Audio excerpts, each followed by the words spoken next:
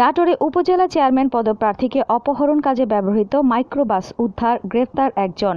BD star TV news. নিজস্ব প্রতিবেদক বেল্লাল হোসেন বাবুর পাঠানো প্রতিবেদন নিয়ে থাকছে বিস্তারিত। বিডি স্টার টিভি, বাংলার এক উজ্জ্বল নক্ষত্র। নাটোরের সিংড়া উপজেলা পরিষদের চেয়ারম্যান পদপ্রার্থী দেলোয়ার হোসেন পাশাকে অপহরণের কাজে ব্যবহৃত সেই কালো রঙের মাইক্রোবাস সহ আতাউর রহমান নামে মামলার এক আসামিকে গ্রেপ্তার করেছে নাটোর জেলা গোয়েন্দা শাখা ডিবি পুলিশ।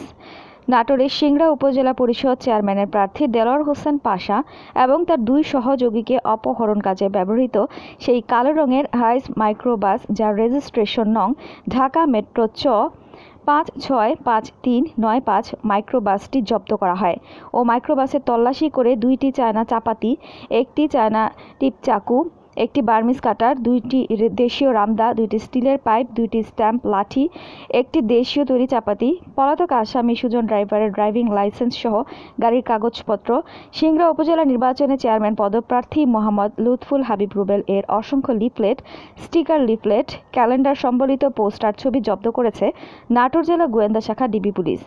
এ ঘটনায় আতাউর রহমান নামের একজনকে গ্রেফতার করা হয়েছে। গ্রেফতারকৃত আতাউর সিংড়া উপজেলার চাকপুর গ্রামের রবিউল্লার ছেলে। 20 এপ্রিল শনিবার সিংড়া উপজেলার বিভিন্ন স্থানে অভিযান চালিয়ে তাকে গ্রেফতার করা হয়। পরে তার দেয়া তথ্যমতে আতাউর রহমানের বাড়ি চাঁদপুর থেকে অপহরণের কাজে ব্যবহৃত কালো রঙের মাইক্রোবাস উদ্ধারপূর্বক জব্দ করা হয়। 20 এপ্রিল শনিবার সন্ধ্যা 7টার দিকে নাটোর পুলিশ সুপারের কার্যালয়ের সামনে আয়োজিত এক প্রেস ব্রিফিংয়ে ডিবি পুলিশের officer in charge OC Sadat Hossain এই তথ্য জানান। তিনি জানান, গত 16 এপ্রিল জেলা নির্বাচন কমিশন কার্যালয়ের মনোনয়নপত্র দাখিল করতে আসা দেলোয়ার হোসেন পাশা এবং তার দুই সহযোগীকে মাইক্রোবাসে করে অপহরণ করে নিয়ে যায় দুর্বৃত্তরা। এরপরে দেলোয়ার হোসেন পাশাকে মারধর করে তার গ্রামের বাড়ি সিংড়া উপজেলার পারশাউল গ্রামে ফেলে রেখে যায়। এই ঘটনায় বাদী হয়ে দেলোয়ার হোসেনের বড় ভাই মুজিবুর রহমান 17 এপ্রিল নাটোর সদর থানায় অজ্ঞাত 20 জনের নামে মামলা দায়ের করেন।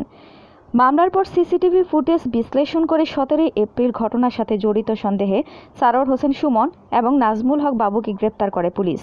পরে তারা আদালতে 164 ধারায় স্বীকারোক্তিমূলক জবানবন্দি প্রদান করে।